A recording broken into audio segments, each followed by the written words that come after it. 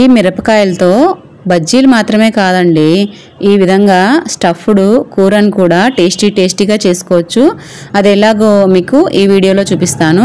ముందుగా ఈ స్టఫ్డ్ మిర్చి కోసము ఇలాంటి లావుగా ఉన్న మనం మిర్చి బజ్జీ కోసం తీసుకుంటాం కదా, అలా ఉన్న మిర్చీలను అయితే తీసుకోవాలి. పచ్చిమిరపకాయల్ని ఇక్కడ నేను పావు కిలో కంటే ఒక 50 గ్రాములు అయితే ఎక్కువగా తీసుకున్నాను. ఇక వాటిని అయితే నీట్గా వాష్ చేసి పెట్టుకొని తడి లేకుండా తుడిచిపెట్టుకోవాలి. తర్వాత వీడియోలో చూపించిన విధంగా నిలువుగా చీరుకోవాలండి. ఈ విధంగా కట్ చేసి లోపల ఉన్న గింజలన్నీ కూడా ఒక స్పూన్ తీసుకొని బయటికి తీసేయాలి. మనకు ఈ మిరపకాయల్లో ఎక్కువగా ఈ విత్తనాలలోనే కారం అనేది ఎక్కువగా ఉంటుందండి. పైన ఉన్న ఈ తోలులో మనకు కారం అనేది ఎక్కువగా ఉండదు. కాబట్టి మనం ఏం చేస్తామంటే లోపల ఉన్న విత్తనాలన్నిటినీ కూడా ఈ విధంగా స్పూన్ తీసుకొని అన్నీ కూడా తీసేసుకుంటే మనకు కూర చేసుకున్నప్పుడు మనం పచ్చిమిర్చిని అలానే నోట్లో పెట్టుకొని తినేయచ్చు. కారం అనేది ఎక్కువగా అనిపించదు, పిల్లలకు కూడా పెట్టచ్చు అన్నమాట. ఇక తర్వాత దీంట్లో మనం స్టఫ్ కోసము మిక్సీ జార్లోకి ఒక కప్పు పప్పులను తీసుకున్నాను. దీన్నే పుట్నాలని కూడా అంటారు కదా, అలానే ఒక స్పూను ఉప్పును, ఒక 2 టేబుల్ స్పూన్ల కారాన్ని తీసుకున్నాను. కొద్దిగా జీలకర్రను కూడా వేసుకున్నాను.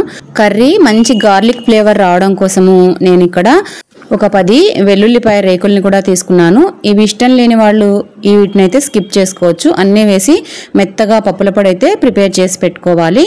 ఇక మనం ముందుగానే కట్ చేసి పెట్టుకున్న ఈ మిరపకాయల్లోకి ఈ పొడిని అయితే స్టఫ్ చేసుకోవాలి. ఇలా స్టఫ్ చేసుకుంటే మనము ఈ మిరపకాయల్ని బాండ్లీలోకి పెట్టేటప్పుడు పప్పుల పొడి అంతా రాలిపోతుంది కదండి. ఇక అలా రాలకుండా ఉండాలంటే మీకు ఇప్పుడు ఒక చిన్న టెక్నిక్ చూపిస్తాను చూడండి. ఒక కప్పులోకి కొద్దిగా పప్పుల పొడిని తీసుకొని 1 టేబుల్ స్పూన్ నిండా కూడా నూనె వేసుకొని ఇలా కలిపి పెట్టుకున్నామంటే దీంతో మనం స్టఫ్ చేసిన మిరపకాయల్లో నుంచి పప్పుల పొడి అనేది అస్సలు రాలకుండా అలానే ఉంటుంది. ఇక ఈ విధంగా అయితే కొత్తగా వంట నేర్చుకునే వాళ్ళు కూడా చాలా ఈజీగా స్టఫ్డ్ కర్రీస్ చేసుకోవచ్చండి. ఇక ఈ టెక్నిక్ అయితే నేను మా అమ్మ నూనె వంకాయ చేసేటప్పుడు ఆ స్టఫ్లో నూనె వేసి కలిపి ఈ విధంగా అయితే పెట్టేది మా చిన్నప్పుడు. అన్ని మిరపకాయలు స్టఫ్ చేసుకోవడం అయిపోయిన తర్వాత స్టవ్ పైన ఒక ప్యాన్ని ఉంచి ఇలాగ వెడల్పాటి ప్యాన్ తీసుకుంటే మనము మిర్చీలు అనేది నీట్గా పెట్టుకోవచ్చు. కొద్దిగా ఆయిల్ని వేసుకోవాలి. అలానే గార్లిక్ ఫ్లేవర్ కోసం అని చెప్పి నేను ఇక్కడ చిన్నగా గార్లిక్ని అయితే కట్ చేసుకొని ఆయిల్లో వేశాను. ఇవి కొంచెం వేగిన తర్వాత ముందుగానే మనం స్టఫ్ చేసి పెట్టుకున్న మిరపకాయలు ఉంటాయి కదా, అవన్నీ కూడా 1 బై 1 ఈ ప్యాన్లోకి షిఫ్ట్ చేసుకోవాలి.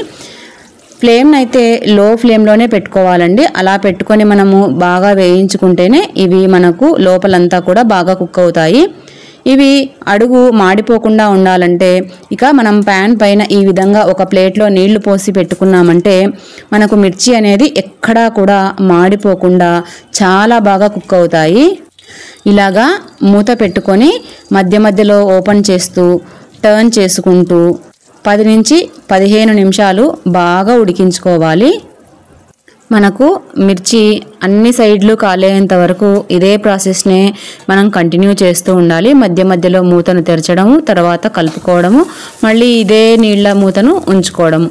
ఇలాగా మనకు మిర్చీలు అన్ని వైపులా కారే వరకు కూడా ఇదే ప్రాసెస్నే చేస్తూ ఉండాలి. ఇలా చేసి పెట్టుకున్న స్టఫ్డ్ మిర్చిని మనకు ఎప్పుడైనా పప్పు చేసుకున్నప్పుడు లేదా సాంబార్లోకి సైడ్ డిష్గా కూడా చాలా బాగుంటుందండి. పిల్లలైతే కారం ఏమీ ఉండదు కదా, అలానే నోట్లో పెట్టుకొని తినేస్తారు. చాలా టేస్టీగా ఉంటాయి. ఒకసారి నేను చెప్పిన విధంగా ఈ మిర్చితో బజ్జీలనే కాకుండా ఇలాగా స్టఫ్డ్ మిర్చి కర్రీని కూడా ట్రై చేసి చూడండి.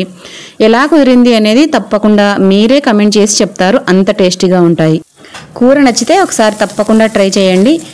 వీడియో నచ్చితే లైక్ చేయండి. ఇలాంటి మరిన్ని వీడియోల కోసం ఛానల్ని సబ్స్క్రైబ్ చేసుకోండి. మరొక టేస్టీ వంటతో మళ్ళీ మీ ముందుంటాను. అంతవరకు సెలవు.